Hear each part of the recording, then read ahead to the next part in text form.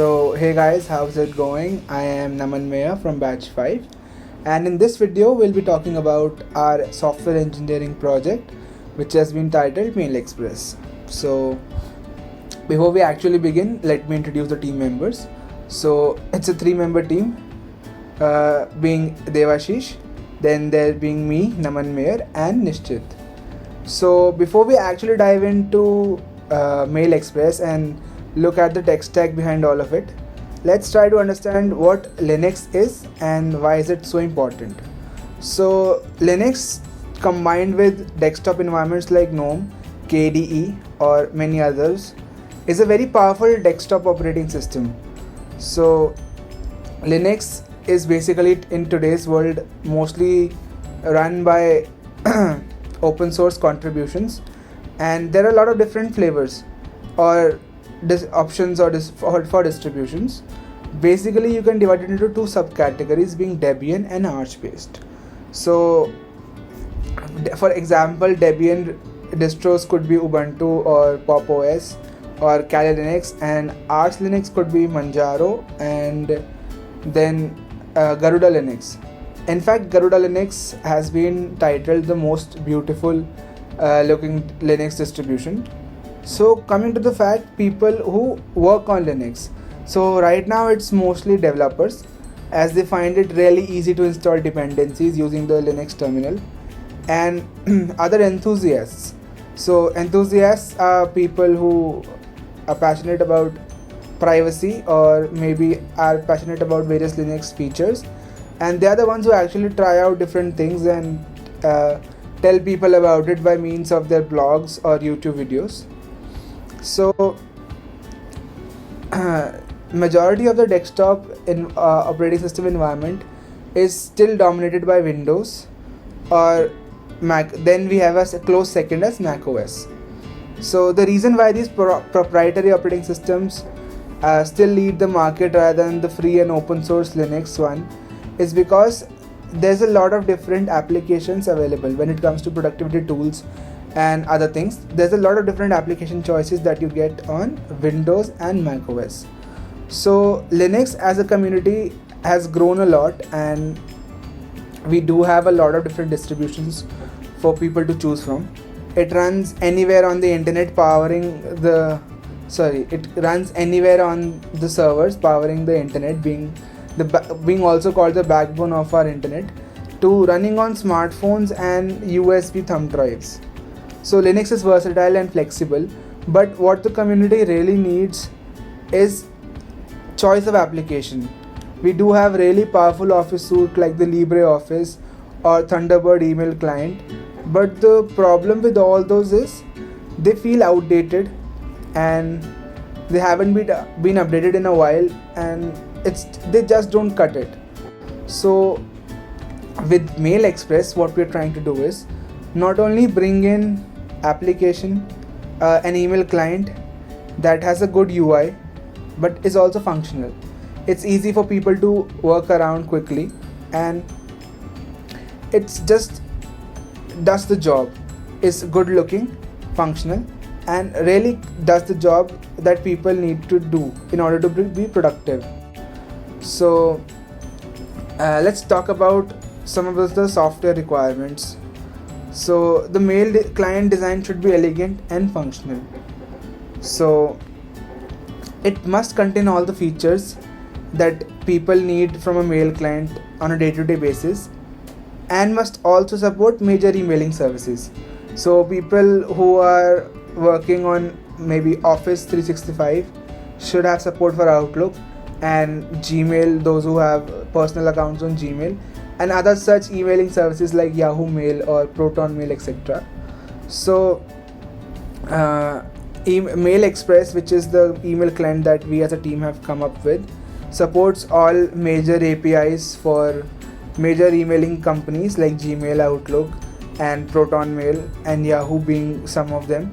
And we also keep in mind the SMTP protocol, so that even apart from these services, we can support other services that are not very popular with people, but still you need support for that.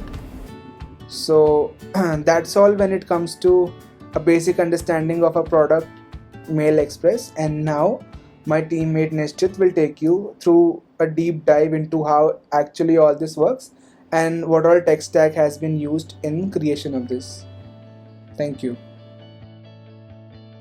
Hey, hi, I'm Nischith. Our team has successfully completed the third sprint and all of us have jointly contributed to the report.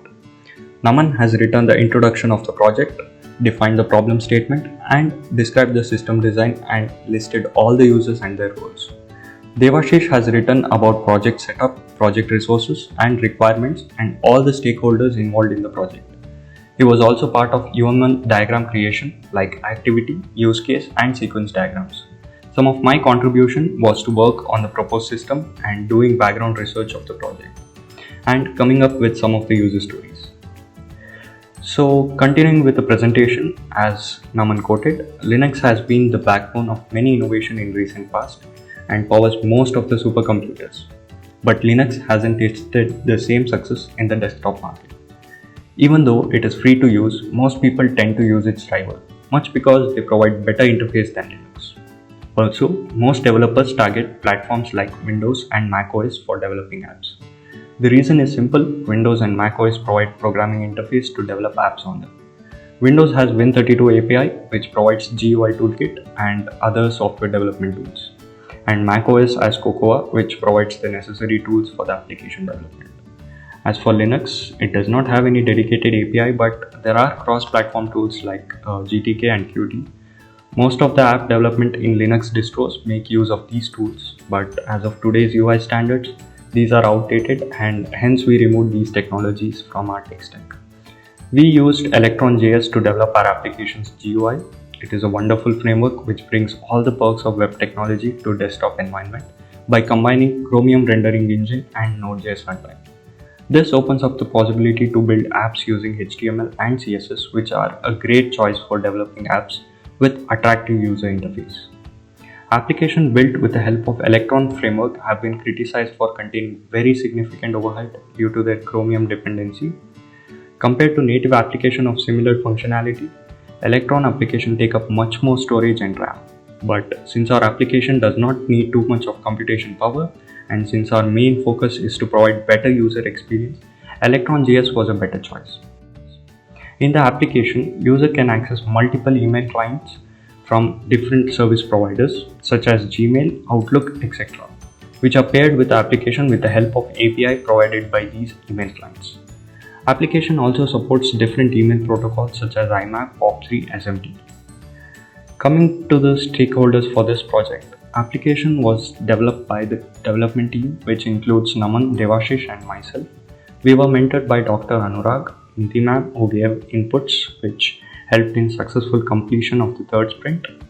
Many developers from open source community have also worked on the project by testing, reviewing and adding many new features to the application source code, which is open to public.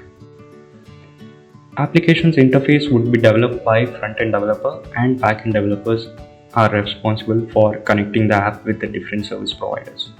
Overall, the team is managed by the team lead who plans and initiates tasks in the team.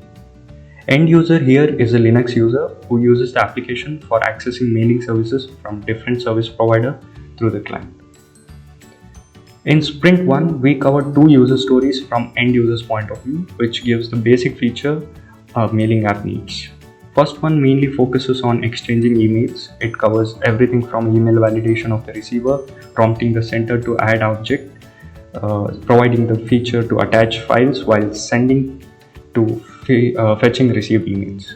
The second user story solves the problem of organizing emails where a user can create folders and segregate high priority mails from the rest. Sprint 2 was all about adding more features and providing the user to have more control of their account. 2 user stories were considered by the team in Sprint 2. Calendar was integrated to the application, providing the feature of creating and managing events. User story 2 was about managing multiple accounts. Finally, in Sprint 3, filtering and search feature was brought where a user can search email using keywords for faster access.